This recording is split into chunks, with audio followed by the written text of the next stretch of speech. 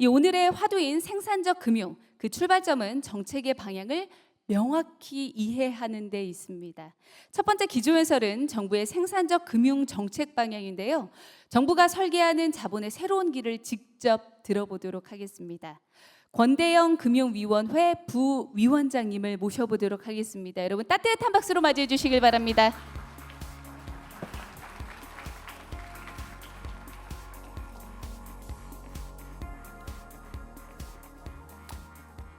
여러분 반갑습니다. 금융위원회 부위원장 권대영입니다. 오늘 이런 뜻깊은 자리에서 정부의 정책을 좀 소개할 수 있게 돼서 감사드립니다. 특히 이종재 대표님하고 구성범 위원장님께 제가 옛날에 그 과장 때부터 제가 1급 때까지 모셨던 또 위원장님께서 오늘 또 큰 행사를 주관해 주시고 특히 또 대통령님 말씀을 또 이규현 수석님을 통해서 제가 직접 듣게 돼서 또 감사드립니다. 관계하신 분들도 굉장히 많이 오셨고요. 특히 이 미래 세대인 우리 그 청년들이 와 있으니까 제가 강의의 내용을 좀 바꿔야 되겠다는 생각이 듭니다. 제가 기업이 우리 금융인들 대상으로 좀 준비했는데 그 내용을 여러분들 친화적으로 조금 알기 쉬운 생산적 금융으로 좀 이렇게 아주 설명을 좀 드리도록 그렇게 하겠습니다. 아까 지금 대통령께서 말씀하셨지만 이 대한민국 그 정부의 금융 정책은 크게 뭔가 좀 이렇게 일자리도 만들고 산업을 키우는 생산적 금융이 하나 있고요. 그다음에 또 금융에서 소외되고 또 어려운 사람들, 연체에 힘든 분들은 또 포용적인 그런 금융을 나중에 우리 김은경 원장님께서 또 강의를 해주실 거고요. 또 하나는 각종 범죄로부터 우리 국민들이 힘들어하죠. 여러분 보이스피싱, 주가 조작 뭐 이런 것들, 불법 추심 이런 것들을 저희가 이제 세 가지를 하고 있습니다. 제가 드릴 말씀은 생산적 금융에 관한 내용을 드리도록 그렇게 하겠습니다.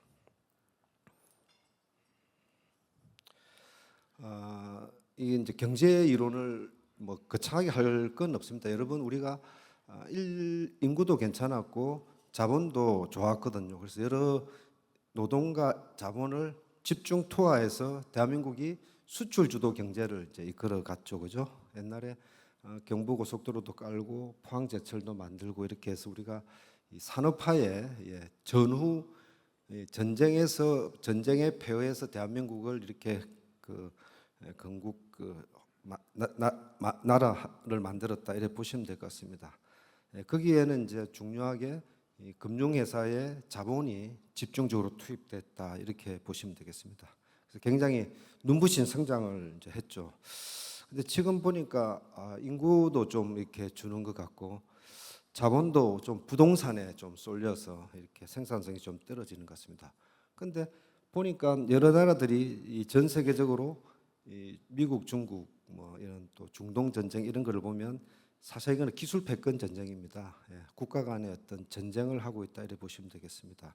그리고 성자가 다 가져가는 성자 독식의 그런 시장입니다.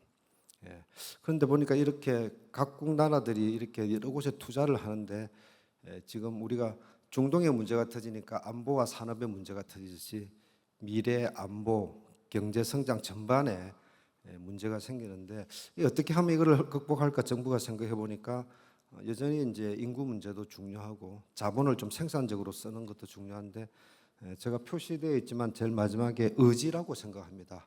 우리가 이러한 사항에 대한 인식을 바탕으로 다시 한번 대한민국의 대성장과 도약을 위한 노력이 필요하지 않을까 싶고 그런 데는 자본이 역할을 한다. 의지가 있고 아이디어가 있고 잘할 수 있는 데는 자본이 필요하다. 이런 생각을 이제 하게 됐습니다. 근데 이제 여러분 뭐 언론을 통해서 많이 보시겠지만 대한민국 금융의 현실은 어떡할까요? 첫째, 대통령께서 말씀하셨던 부동산 망국론, 부동산에 돈이 너무 의존되어 있다가 첫 번째가 되겠습니다.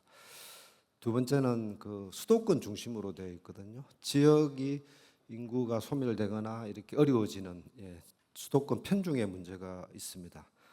세 번째는 이제 우리 금융권이 97년도 IMF 위기를 겪으면서 기업 금융보다는 좀 손쉬운 소매금융, 담보대출, 보정 이런 쪽으로 하고 있는 이런 것들이 복합적으로 이제 흐르니까 대한민국에 돈은 많은데 이 돈이 필요한 곳에 생산적인 곳에 흘러가지 못하다 이런 이제 이야기를 하게 되는 겁니다.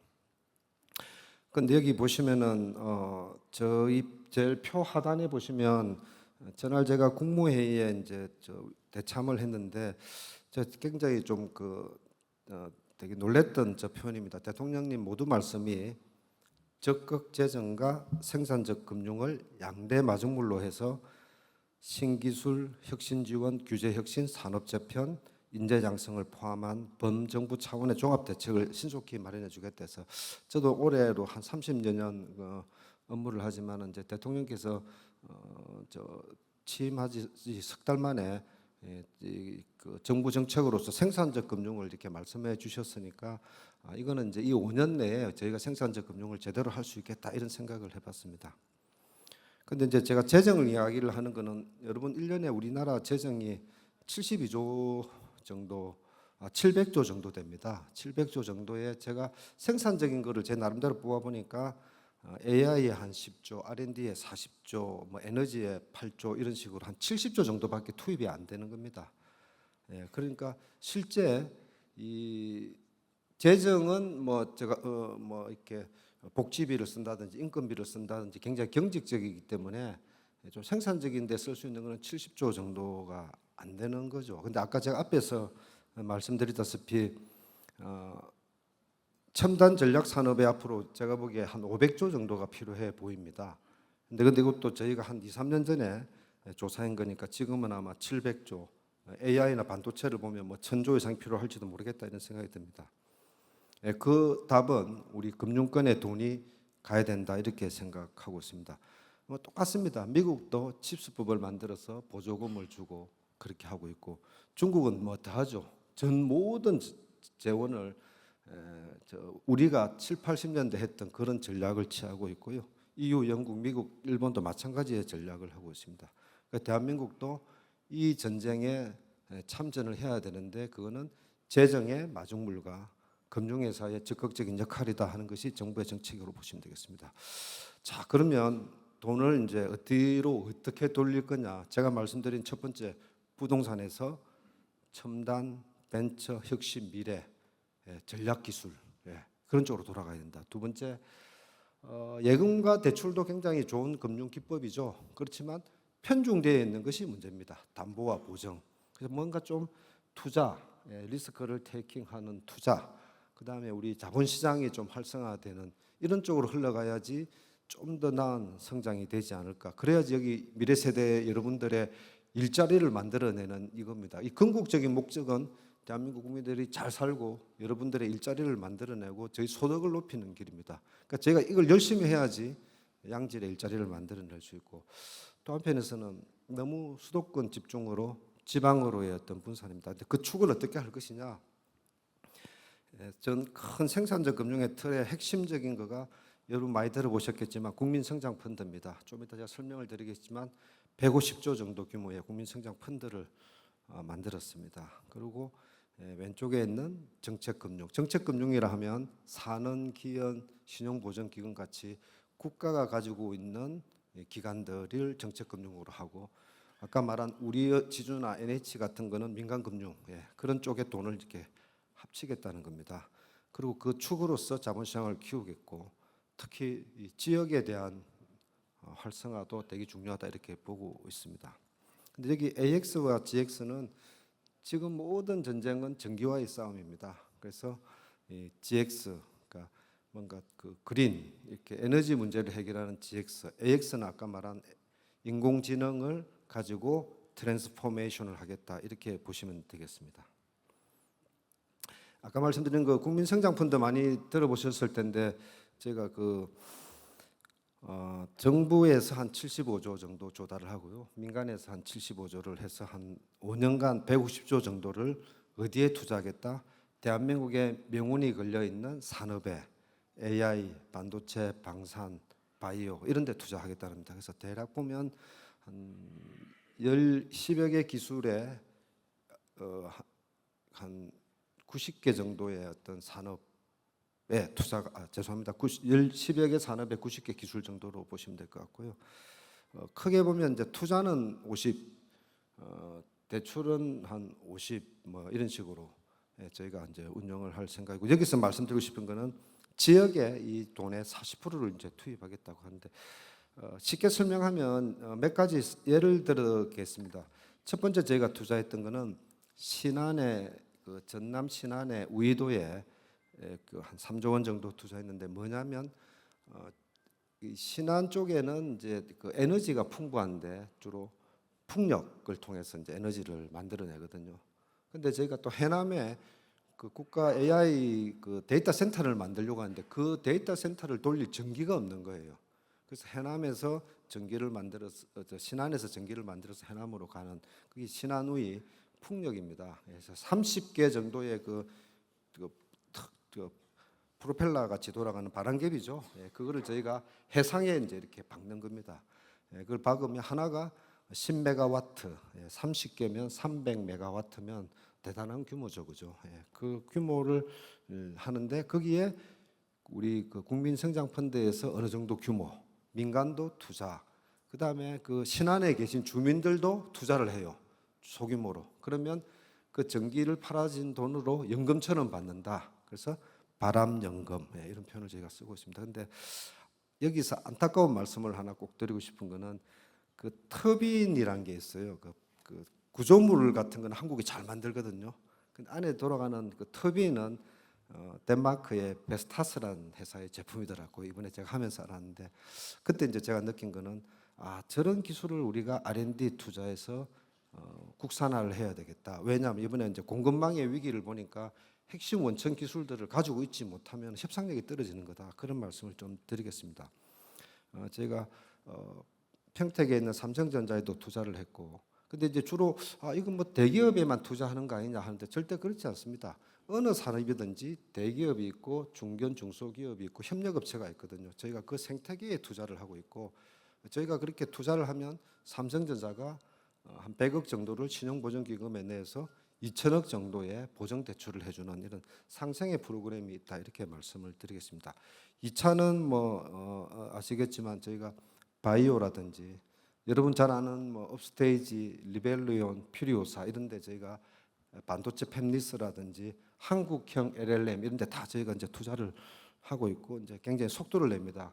근데 이제 되게 재밌는 건, 얼마 전에 국민들이 좀 직접 참여하자, 이 성과의 과실을 누가 가져갈 것이냐 한 거에 대해서는 제가 국민 참여형 펀드를 이제 출시를 했는데, 저희가 6천억을 이제 완판을 했습니다. 국민들의 이제 호응도 좋고, 왜냐하면 어떤 국가가 메가 프로젝트를 하면 입지, 인허가, 인재, 전기, 용수 이런 문제를 한꺼번에 다 해결해 주니까 사업의 성공 가능성이 높다, 이래 본 것 같습니다. 그래서 저희가 국민들의 그 요청에 있어서 한 2달 후에, 2~3달 후에 다시 6천억 정도를 다시 한번 출시를 할 생각입니다.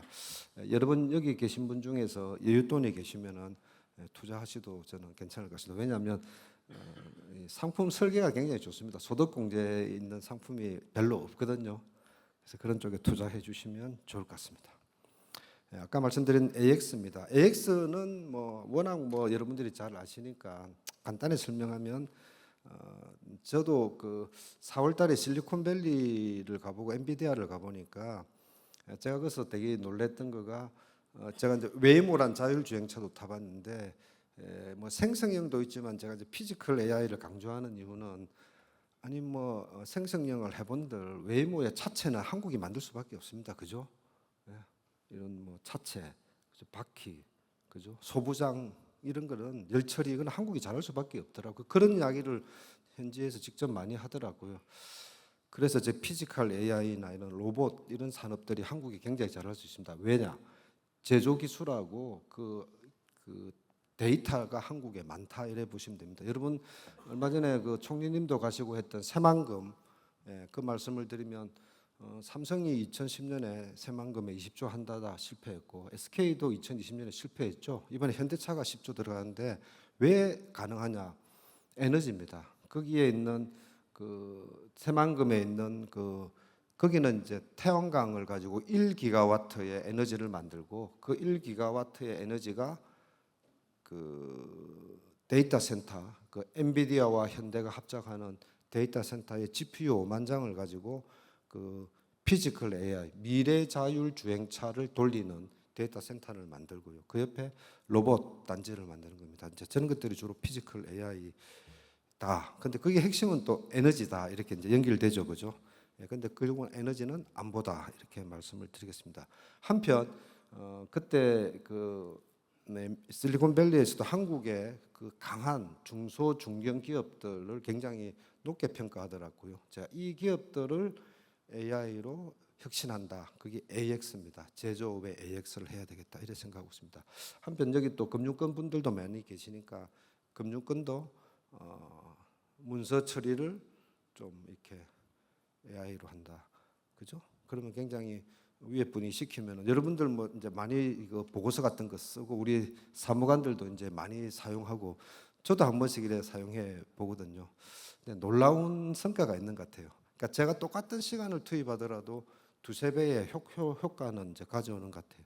그렇게 금융권 자체가 이제 AX를 하는 거가 중요한 것 같고요. 더 중요한 거는 금융권이 AX를 함으로써 산업에 대한 이해도를 좀 높일 수 있고 그걸 통해서 자금 중개 기능이 훨씬 효율적으로 간다 이런 측면으로 저희가 여기 금융권 분들도 계시니까 망분리 규제를 좀 풀어야 되겠다. 동의 제도를 좀 바꿔야 되겠다. 하여튼 금융권이 AI를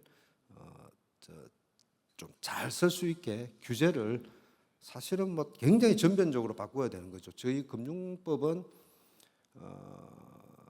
핸드폰 시대의 이전 법 체계죠. 그죠? 스마트폰도 잘 수용을 못했던 그거 저희가 누더기로 이렇게 규제를 해왔는데 AI로 갔으면 AI 체계에 맞는 금융법 전체가 다 바뀌어야 될 겁니다. 그럼 그 누가 책임질 거냐, 그죠? 예. 에이전틱으로 해서 AI가 했으면 그 사람이 책임지냐, 기계가 책임지냐부터 법적 논쟁이 굉장히 많은 것 같습니다. 그런 논의를 저희가 하고 있다는 말씀을 드리겠습니다. 예, 그 GX는 제가 말씀드린데 이것만 말씀드리겠습니다. 수도권 집중 문제를 해결할 수 있다고 보는 이유가 수도권은 에너지가 1이 필요한데 자체 생산은 한 0.45밖에 안 되거든요. 그래서 주로 이제 강원도, 호남 쪽에서 이 송배전망을 끌고 와서 에너지를 쓰고 있습니다. 근데 이제 호남이나 경남 이런 쪽은 1이 넘습니다. 그러니까 에너지가 남는 데예요. 예. 근데 아까 제가 말씀드린 대로 과거에 어떤 뭐 공장에는 그렇게 에너지와 물이 그렇게 적게 필요했지만 지금은 AI 시대에 에너지가 어느 정도 필요하는 거는 뭐 여러분들 다 아시지 않습니까? 지역으로 갈 수밖에 없다. 예, 산업이 그런 측면에서 저런 GX 그린 에너지의 어떤 대전환 또는 지역 금융이 가능하고 특히 전기요금 차등제가 곧 이제 시행될 거니까 에너지 지산지소 에너지가 있는데 산업이 갈 수밖에 없다. 이제 이런 측면이 있고요. 또 하나는 여기 이제 뭐 서울 분들만 오셨는지 모르겠지만 우리 지역에 계신 쪽에는 어떤 일자리 문제, 그다음에 자금의 문제가 있기 때문에 우리가 지역에 대한 정책 금융을 아예 지역 할당을 해서 지역에는 얼마 이상 정책 금융 기관들은 투자하도록 그렇게 할 생각이고 이제 북극 항로에 대해서는 부산을 해양 수도로 만들기 위해서 동남권 투자공사를 이제 저희가 50조 규모로 만들 생각입니다. 예, 이 생산적 금융 내재화는 여러분들하고는 상관없고 금융권 사람들한테는 이게 자꾸 문의만 하다가 구호에 그칠까봐 이거를 좀 내재화하겠다는 겁니다. 우리 금융위원회도 산업을 공부하고 직원들이 얼마 전에 저희가 드론 공부도 했거든요. 미래차도 공부하고 그런 이야기를 하고 있는데 제가 이 금융권이 첫 번째 공유 생각을 이제 이런 담보와 보증으로서는 안 된다. 3년 후에 생산적 금융을 잘하는 사람이 금융권의 성자가 될 것이라는 공유. 근데 산업을 이해해야 되는 거 아닙니까, 그죠? 산업연구, 데이터 분석 전문가를 영입해 주시고, 그럼 정부가 부동산 하지 마라 이렇게 말만 할 게 아니고 부동산을 하면 금융회사가 불리해지고 이렇게 생산적인 금융에 가면 좀 유리해지게 이 인센티브를 뭐 건전성이나 시장의 안정을 침해하지 않는 범위에서 만들겠다 이런 측면이 또 있습니다. 그다음에 이제 그 검사 감독하는 이 제재 부분도 좀 바꿔야 될 것 같고요. 뭐 제일 중요한 거는 금융회사가 돈을 버는 데니까 이제 돈 잘 벌 수 있는 방법은 전문가 영입하고 좋은 산업을 선별하고 측정하고 투자하고 관리하는 겁니다. 예, 그래서 조직 인사 KPI에 반영을 해야 되는데 우리 여기 지주 회장님들 오셨지만 저희가 이런 규모를 보니까 1,242조라는 이제 규모를 아까 국민성장펀드와 별도로 이런 쪽에 이제 자금 투입을 해 주시겠다 했는데 일회성이 아닌 금융권은 금융권대로 주식회사 하니까 돈을 버는 겁니다. 그런 노력들이 대한민국 산업과 경제에 도움이 되는 방향으로 이런 정책을 모으고 정부는 제도를 만들고 R&D 예산을 투입하고 이런 것들로 보시면 되겠습니다. 방금 설명드렸던 조직 인력을 강화하거나 성과 평가를 하거나 이런 노력들이 많이 일어나고 있습니다. 제가 금융권한테 이제 드리고 싶은 거는 기준을 만들어 돌라 하길래 제가 아니 이거 뭐 누구도 모르는 미래를 가는데 기준은 없다. 스스로 만드시라 이제 이렇게 했고 제가 좀 팩트북을 통해서 나는 이렇게 생각하고 이렇게 투자했다는 것을 공시를 하자 이렇게 이제 저희가 제안을 드렸다 말씀드리겠습니다. 요즘 뭐 자본시장이 핫하죠. 그래서 대통령 말씀대로 이 주가 조작 폐가 망신, 시장의 신뢰를 만들겠다 하는 게 첫 번째고요. 그다음에 이제 우리가 코스닥 시장에 혁신적인 기업들이 좀 올라오게 하겠다는 거가 이제 시장의 혁신이고요. 특히 그 동안은 이제 여전히 뭐 대주주나 지배주주한테 우월적인 그런 그 불공정한 시장 관행이 있었다고 보는데 그 부분은 제가 주주 충실의 의무라든지 중복 상장을 금지하거나 이런 것을 통해서 좀 해결해서 여러분 같이 이런 소액 투자자들이 지배주주와 차별받지 않는 동등하게 대하는 그런 자본시장을 만들겠다 이런 노력들을 하고 있습니다. 그리고 마지막에 있지만 또 새로운 미래는 또 가상자산과 토큰 시장이라는 게 있으니까 그런 쪽에 노력도 해 나가겠습니다. 마지막으로 이제 제가 아까 신한우이의 터빈 이야기 했는데 우리 이 조선도 국산화율이 한 90%거든요. 한 10%가 뭐냐면 그 엔진 그거는 아마 독일, 덴마크 이런 전통적인 조선 강국들이 만들고 있고 그 LNG 선을 나눌 때 LNG 화물창 같은 거는 사실 우리 기술이 아니고 프랑스 기술이거든요. 그런 쪽에 이제 대한민국이 투자를 해야 된다. 그러니까 쉽게 말하면은 작은 스타트업들을 키우는 벤처 혁신도 있어야 되고 그 벤처 혁신 기업들이 스케일업에서 커갈 때 투자도 해야 되고 그다음에 더 중요한 거는 대한민국의 안보와 산업의 그 목줄이라 하죠. 그런 핵심 기술들이 의외로 우리가 그 내재화, 국산화가 안 돼 있더라. 그런 원천 기술을 확보하는 노력을 저는 좀 했으면 좋겠고 저희 정책금융기관의 역할이 아닌가 싶습니다. 왜냐하면 모태펀드도 충분하고 성장도 충분하거든요. 그럼 지금의 우리가 대한민국이 전략적으로 투자해야 될 거는 첨단 전략 기술. 그래서 제가 기술의 금융화라는 표현을 좀 쓰고 싶습니다. 실리콘밸리는 결국은 팔란티어도 기술의 금융화거든요. 그런 노력을 우리가 하고 있다 말씀드리고 올해 검토업계에서 8천 지수에 따라서 성과를 많이 내고 있으니까 좀 더 그 시장의 어떤 위기에 강한 시장을 만들거나 체질을 강화하는 노력도 있지만 이런 자본시장에서의 어떤 검토업계 역할을 좀 분발을 저희가 요청드리고 있다 이런 말씀을 드리겠습니다.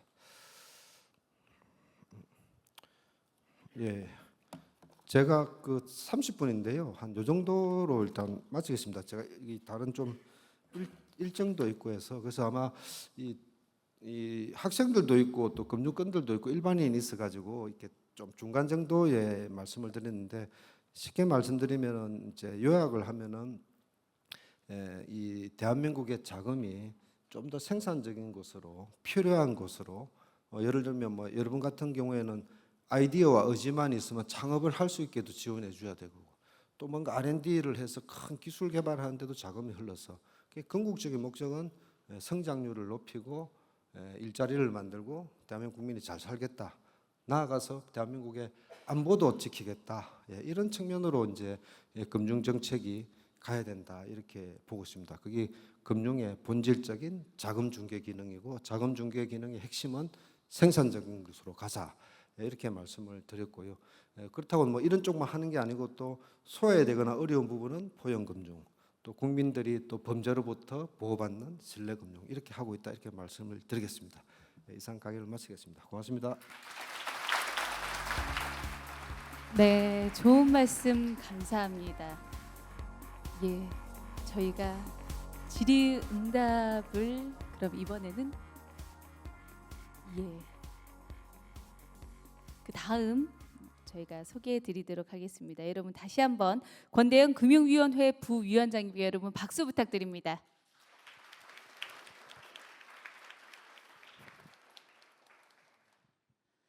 네, 이번에는요. 생산적 금융은 성장 산업으로의 자본 연결뿐만 아니라 국민 한 사람 한 사람의 경제적 자립을 돕는 포용의 기능도 함께 담고 있습니다.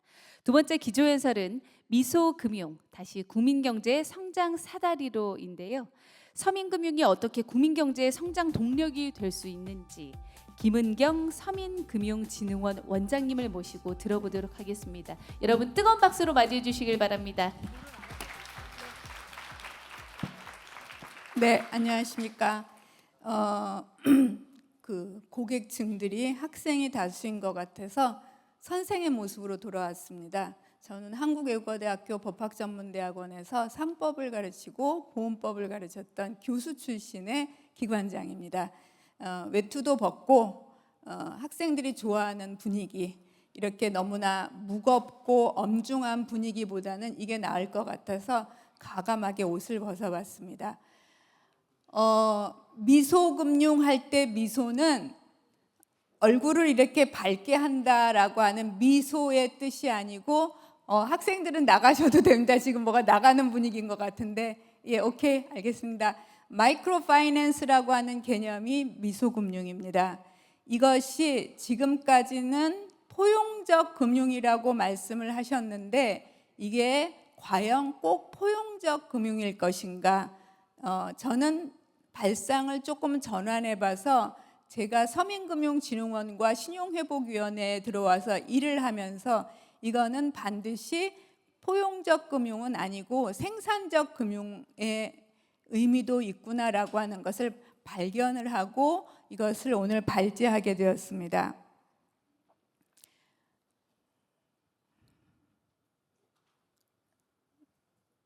네.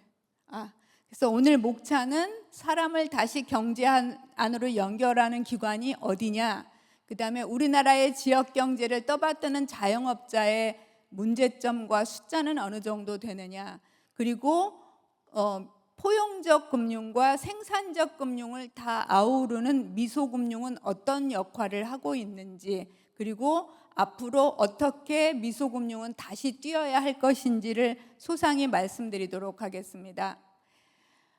포용적 금융과 생산적 금융을 구현하는 기관에는 제가 지금 일을 하고 있는 서민금융진흥원하고 신용회복위원회가 있습니다. 크게 간단히 말씀드리면 서민금융진흥원은 정책자금을 대출해 주거나 그런 과정에서 어려운 분들에게 복합 지원을 해드립니다. 일자리도 알려드리고 건강에 문제가 있으면 관련 기관에 연결도 해드리고 여러 가지 다양한 복지를 저희들이 연계해드리고 있습니다. 신용회복위원회는 그야말로 신용을 회복해드리는 곳입니다. 그래서 전형적으로 채무 조정을 합니다. 그 채무 조정을 하는 과정에서 서민금융진흥원처럼 똑같이 복합 지원을 합니다. 여러 가지로 경제적으로 어렵거나 일자리가 필요하거나 자활 자금이 조금 필요하거나 그러면 지자체에 저희들이 연결하는 일들을 하고 있습니다. 그러니 이것들을 구현하는 기관으로서 포용적 금융과 생산적 금융을 다 포괄합니다. 포용적 금융이라고 하면 영어로 inclusive finance고 생산적 금융하면 productive finance입니다. 아까 앞서서 권대영 부의장께서 설명을 하고 가셨지만 정확한 개념 정의가 조금 필요합니다. 포용적 금융이라고 하면은 저소득층이나 무엇인가 경제적으로 조금 어려운 분들에게 삶의 밑바탕을 좀 제공해 주기 위해서 미니멀하게 그분들에게 도움을 주는 파이낸스, 금융이라고 보시면 되는 거고요. 생산적 금융은 돈 갖고 돈을 벌어들이는 그런 것이 생산적 금융입니다. 한번 보시죠. 저희들의 지역을 경제를 떠받드는 자영업자 군에는 여러 가지가 있습니다.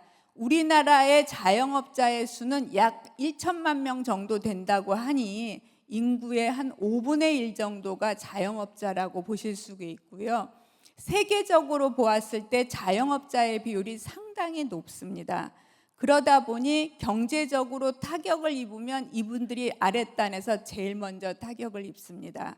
그리고 길거리 가다 보면 많은 상가들이 문이 닫혀져 있는데 그게 바로 자영업자들하고 바로 직결하는 것입니다.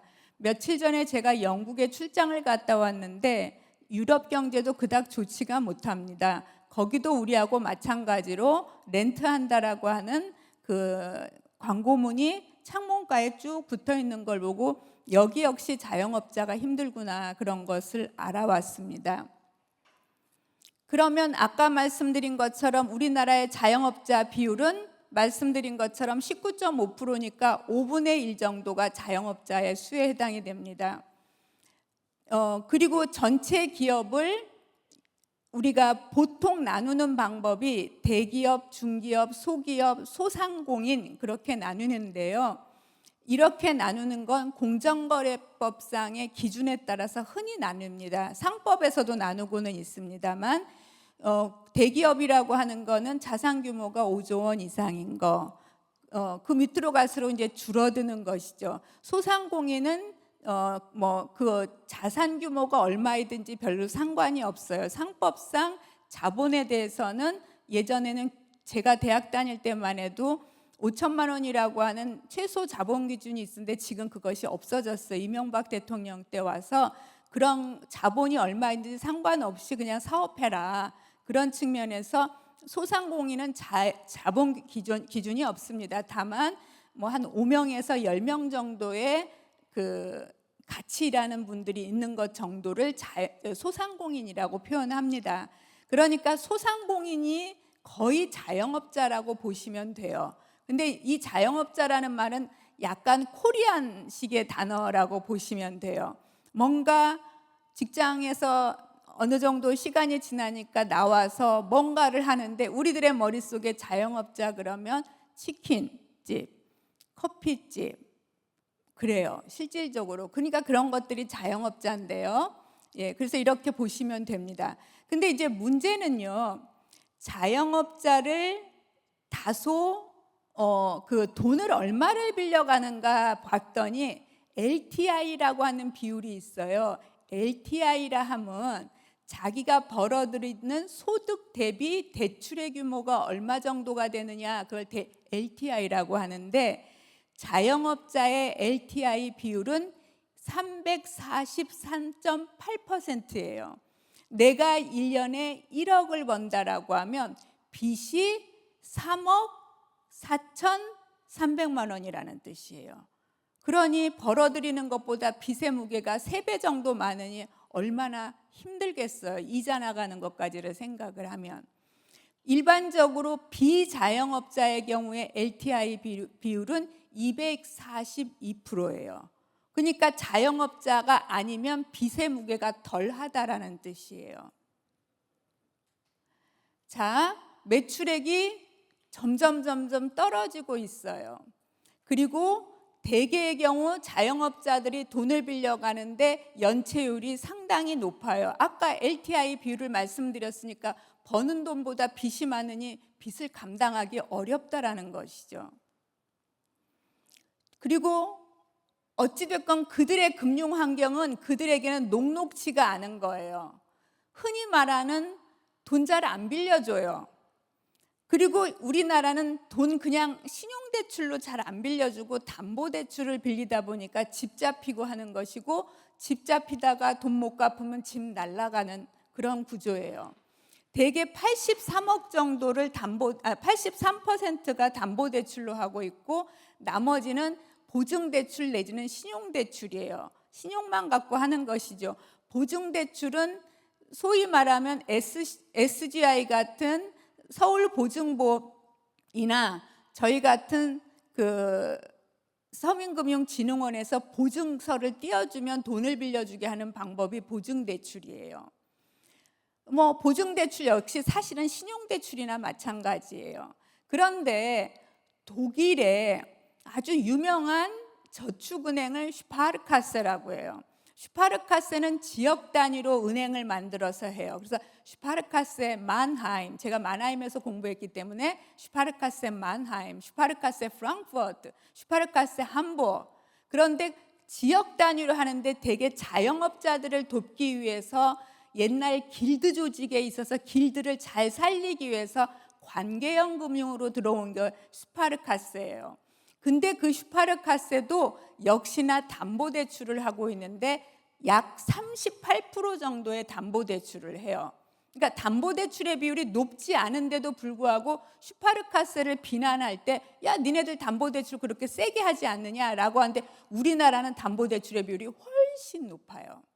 그러니까 금융구조적으로 봤을 때 많은 생각할 부분이 있는 것이죠. 자, 그러면 생산적 금융의 원년에 기업 대출은 15조밖에 안 늘었는데 15조씩이나 늘었는데 자영업자한테 배분되는 건 1조더라. 아까 자영업자 비율이 몇 프로라고 말씀드렸습니까? 약 20%였어요. 그러면 이것도 비율적으로 봤을 때 약 20%여야 되니까 3조가 가야 되는데 1조밖에 안 간 거죠. 불균형인 거예요. 우리가 이런 걸 수학적으로 데이터로 잘 분석해 볼 필요가 있어요. 대기업은 돈을 불러요. 돈이 많으니까 돈 더 벌어요. 얼마 전에 삼성전자에서 뭐 성과금 할 때 그거는 넘 얘기처럼 보였잖아요. 이런 것들을 어떻게 해소할 것인가. 이것들이 극단적이게 되면 양극화는 너무나 심해지게 되는 거거든요. 그래서 저는 이 아랫단을 어떻게 두텁게 보호할 것인지, 즉 정책 자금을 통해서 어떻게 두텁게 보호할 것인지가 결국은 양극화를 해소하고 이게 경제 성장의 오히려 거꾸로 저는 전략이라고 보는 거예요. 국민성장펀드 150조를 만든들 그게 자영업자까지 내려올 가능성은 거의 없어요. 그러면 이 문제를 어떻게 해결할 것인지. 자, 의외로요, 자영업자가 폐업을 하면 먹고 사는 가게가 붕괴가 돼요. 아버지가 돈 못 벌어오면 어머니 나가서 또 일해야 되고 아이들은 힘들어져요. 저는 IMF를 겪은 학생들을 가르쳤고 팬데믹을 겪은 학생들을 가르쳤는데 그때 당시에 학생들의 유형이 매우 비슷해요. IMF 때 집에다가 돈 달라고 했는데 돈 안 주니까 자기들이 알바해야 되고 부모는 돈 때문에 싸우고 그러니까 아이들이 입을 다물더라고요. 그 친구들을 가르칠 때 매우 힘들었어요. 그리고 패기가 없어요. 팬데믹 상황에서 공부를 배웠던 학생들은 마스크를 쓰고 입을 닫았기 때문에 지금도 자기를 드러낼 줄을 몰라요. 그래서 저 친구들이 취업 시장에서 얼마나 잘할까. 그런데 AI라고 하는 그 대전환의 신드롬이 오면서 이들은 일자리가 없어졌어요. 지금 세대 청년들은 매우 문제가 커요. 이들을 어떻게 보호할 것인가도 저희 서민금융진흥원은 매우 숙제로 가지고 있어요. 자, 이게 도미노로 생기면 작은 나무 토막에 해당이 되는 게 더 큰 문제를 일으키고 더 큰 문제를 일으키고 더 큰 문제를 일으켜서 이게 전체적으로 우리들에게 돌아올 사회적 비용이 되는 거예요. 이 격차를 줄이는 것이, 즉 양극화를 줄이는 것이, 윗단은 어차피 부자예요. 돈이 많으니까 주머니 안에 시드머니가 많으니까 주식 투자도 할 수 있고, 그러나 아랫단은 먹고 살 돈조차가 없는 거예요. 그러면 그거는 궁극적으로는 사회적 비용으로 간다라는 것이죠. 그러면 예전에는 포용금융이라고 말했던 미소금융에 왜 생산적 금융이라고 하는 것들을 집어넣을 수가 있겠는가? 자, 빚의 악순환. 저 괴물이 생존을 무너뜨리는 빚이 있죠. 이 빚은 왜 이들은 고신용자가 아니니까 저신용자여서 사금융으로 내몰려요. 빚이 많아질 수밖에 없고 고금리에 있고 생계는 더 어려워지고, 그리고 그들은 은행권 1금융권에서 금융이 아예 배제가 돼요. 1000점 만점이라고 하면 800점이 넘어야 1금융권에 들어가는데요. 700점 아래인 분들이요, 800점, 750점, 800점 그 어간이 우리나라 국민의 50%예요. 1금융권에서 배제가 되는 거예요. 은행은 은행업에 따라서 라이센스를 주었을 때는 저신용자나 저소득자를 배제하라고 만든 게 아니에요. 은행업에 본업을 하라고 했는데 돈을 벌어야 하는 이 제1금융권은 배제하는 방식으로 돈을 번 거예요. 그래서 경제활동을 유지시키는 금융이 착한 역할을 해야 되는데, 슈퍼맨 역할을 해야 되는데, 어떻게 하면 저금리로, 어떻게 하면 제도권 금융 안에서 사금융으로 빠지지 않고, 어떻게 하면 경제활동을 계속 유지시키고, 어떻게 하면 재기를 지원할 것인가, 어떻게 하면 금융이 인클루시브하게 포용을 할 것인가, 이걸 하고 있는 것이 미소금융이에요. 미소금융은 저금리로 하고 있어요. 정책 서민금융은 저희 같은 서민금융진흥원과 신용회복위원회에서 하는 소액대출 부분에 해당이 돼요. 주로 제1금융권은 지금 요 아래에서 이자가 4에서 8%로 가요. 제2금융권은 20% 언덕에서 아래에서 이자 제한법에 걸려 있어요. 주택담보대출은 담보가 있기 때문에 당연히 제1금융권에서 취급을 하고 이자도 싸요. 미소금융이 이 제1금융권과 어깨를 마주보고 있는 포용금융이에요. 제가 미소금융을 좀 띄워야 되겠다라고 생각한 게, 제가 맡고 있는 기관에는 50개의 센터가 있어요. 전국에. 제가 기관장으로 와서 뭘 알겠어요. 센터에서, 현장에서 무슨 일이 벌어지는지 알고 싶어서 18개의 센터를 가서 일일 사원을 했어요. 불법 사금융 예방대출도 해봤고 채무조정도 해봤고 미소금융 얘기를 들었는데, 대전에 간 날 하나 미소금융에서 일을 하시는 분이 사람들이 미소금융을 너무 몰라요. 취지가 좋은데 이걸 어떻게 할지 모르겠어요. 그래서 제가 예 알겠습니다. 어떤 식으로든지 방법을 제가 좀 찾아보겠습니다 하고 계속 연구를 하다가 무릎을 친 게, 이들이 포용금융만 하는 것이 아니고 돈 벌게끔도 해주는구나, 생산적 금융도 있구나 라는 것을 착안해서 오늘 발제를 지금 처음 해보는 거예요. 영세 자영업자들을 지탱해온 미소금융은 2009년에 시작이 되어서 지금 청년에게도 대출해주고 먹고 살기 힘든 금융 취약계층에게 생계자금도 대출해주고 있습니다. 기업과 은행들이 해서 지금 총 11개입니다. 기업은 삼성, SK, LG, 현대차, 포스코, 롯데입니다. 이 중에서 기업에서 살짝 못 따라오는 기업이 2개가 있습니다. 굳이 얘기하면 그 회사가 좀 창피해질까 봐 말씀을 못 드립니다만, 이름만 걸어놓고 하지 않는 회사도 있습니다. 차츰차츰 제가 그분들하고 만나서 설득을 하거나 퇴출을 시키려고 합니다. 안 하는데 이름 걸어놓는 건 바람직하지 않기 때문입니다. 그 다음에 은행의 경우는 신한, IBK, 우리, KB 하나에서 5개가 있어서 총 11개가 미소금융으로 있습니다. 생산적 금융의 범위는 매우 넓습니다. 아까 권대용 부의장께서 설명하고 가셨던 생산적 금융은 국민성장펀드라고 하는 150조. 근데 우리들의 단위는요 100만 원, 50만 원 그래요. 여러분, 저는 한 100억만 가져도 좋을 것 같아요. 아니 10억, 현금 10억만 가져도. 지금 머스크의 재산이 1경 5조? 5천억 원? 그렇더라고요. 조에서 이제 경의 세계로 가고 있으니까 이게 저희들에게는 환상의 숫자예요. 근데 미소금융은 그런 돈의 개념이 아니고 100만 원, 500만 원 먹고 살아야 되니까 3천만 원, 5천만 원. 그래요.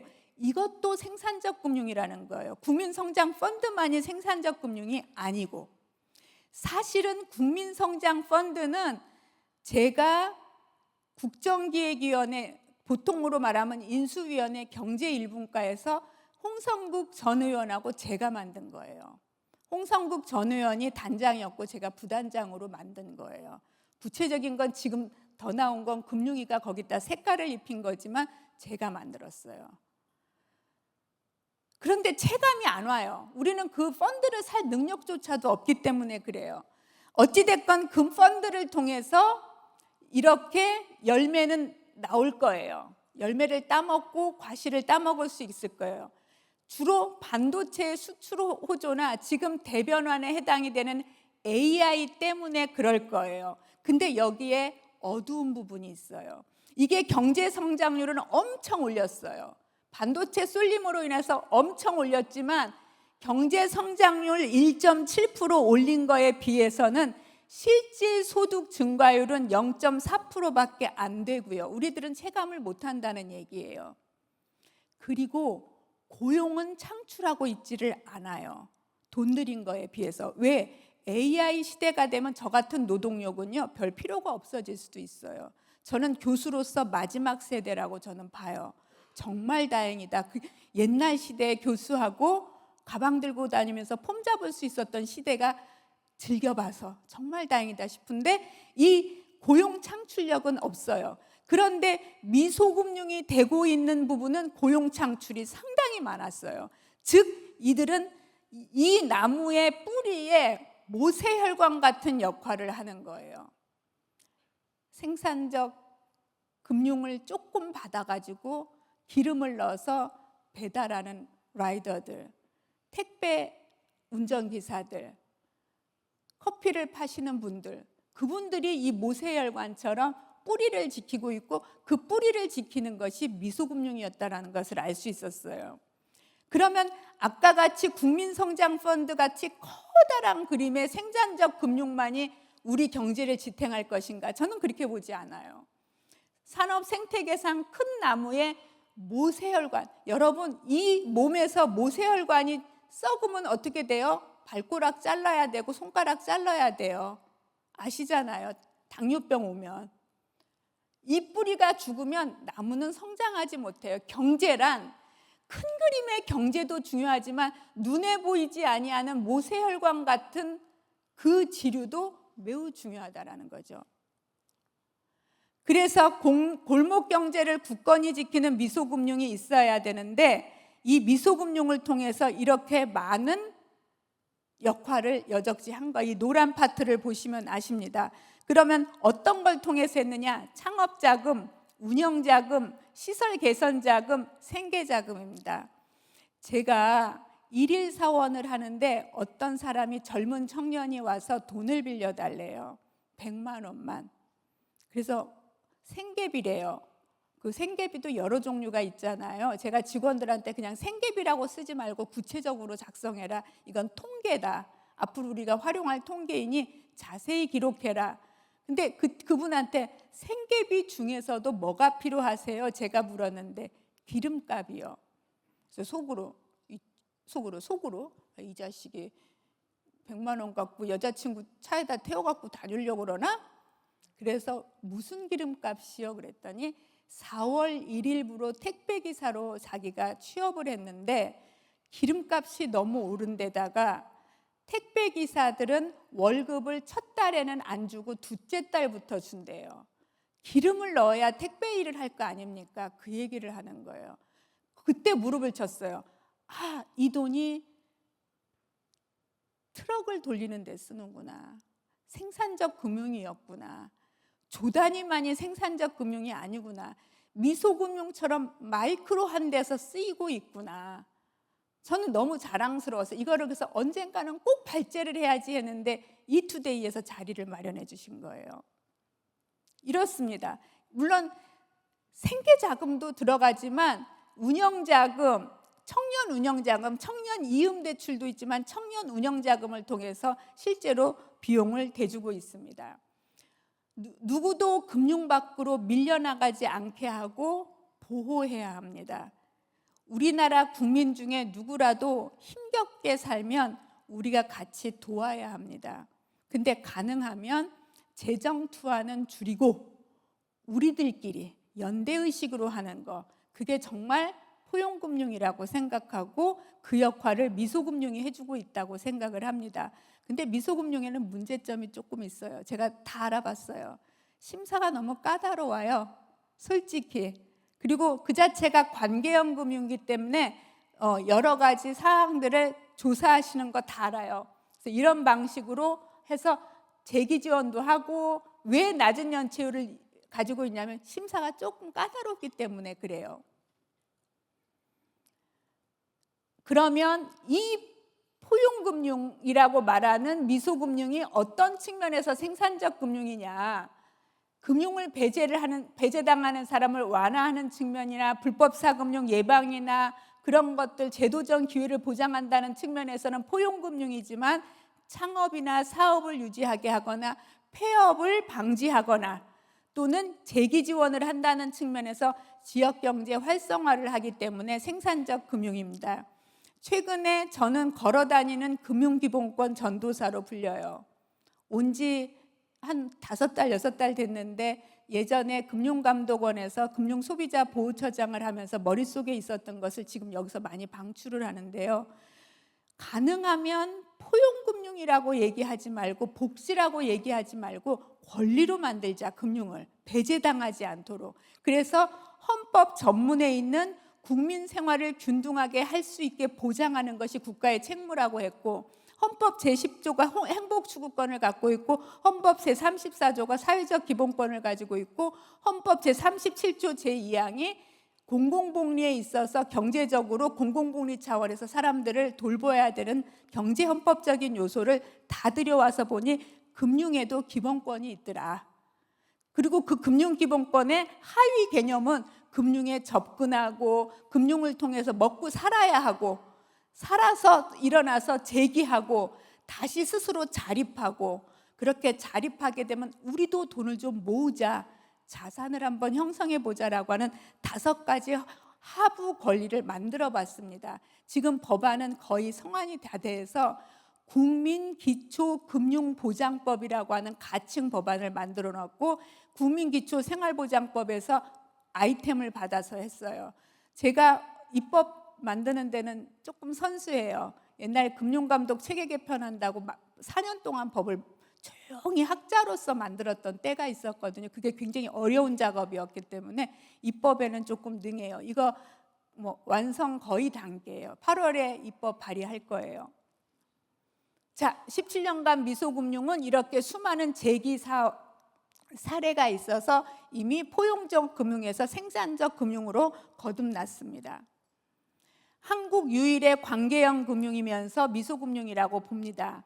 예전에는 거래형 금융이라고 하는, 이건 정량 점수에 의해서 합니다. CB에 의해서 이 사람은 소득이 얼마인지, LTI는 어떻게 되는지, 이런 획일적으로 하는데, 관계형 금융은 가능성을 봅니다.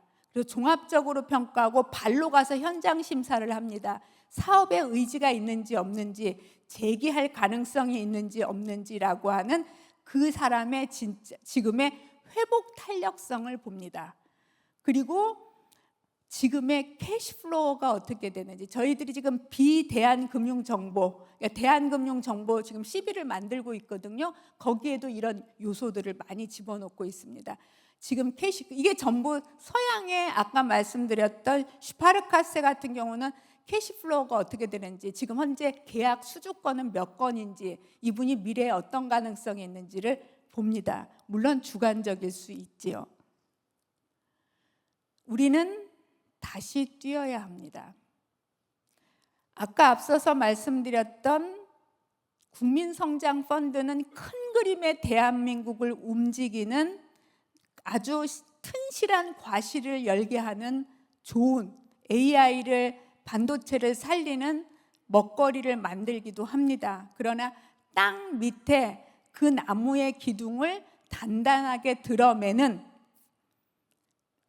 땅 밑에 뿌리, 그것도 모세혈관 같은 잔뿌리를 돌보는 것이 미소금융의 역할이라고 생각을 합니다.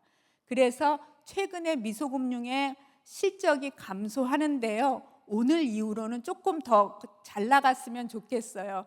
그래서 최근에 미소금융 공급을 2배로 확대하자. 그래서 연간 3천억 원에서 6천억 원으로 확대했고요.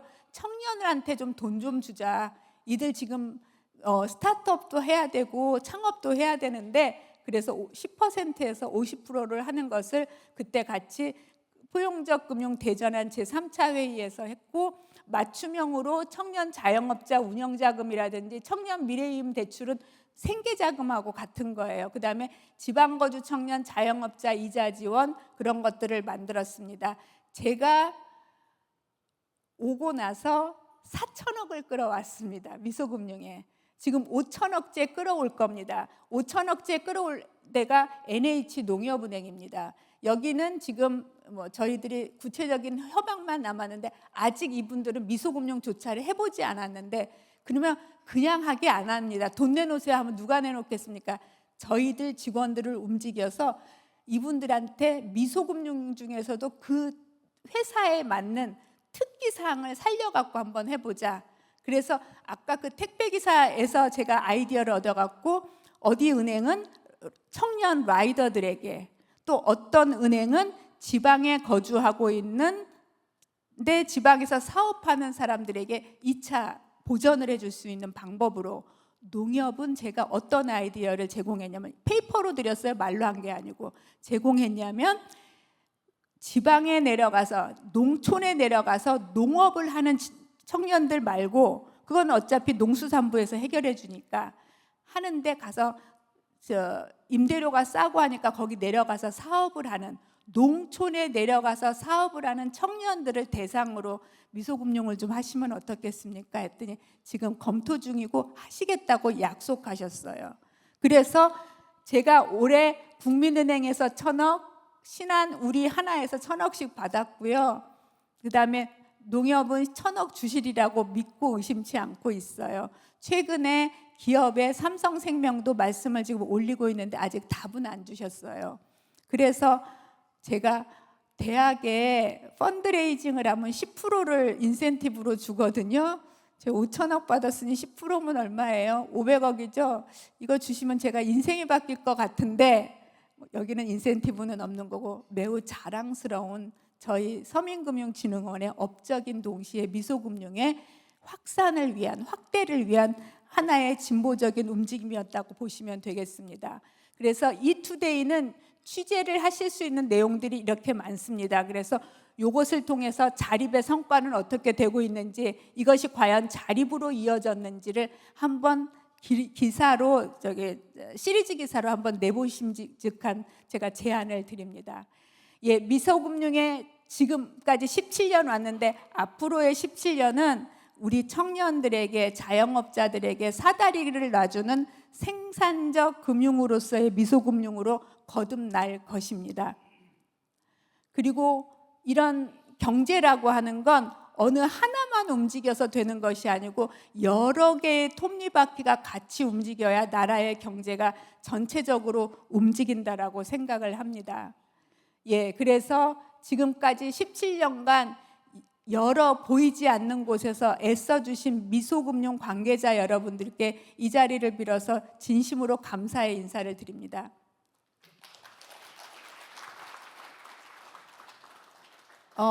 어줍지 않이 제가 경험축으로 얻은 거, 학자로서 가지고 있었던 가치관을 전부 합쳐서 이렇게 발제할 기회를 주신 것에 대해서 여러분께 감사를 드리며 이상으로 마치도록 하겠습니다. 고맙습니다.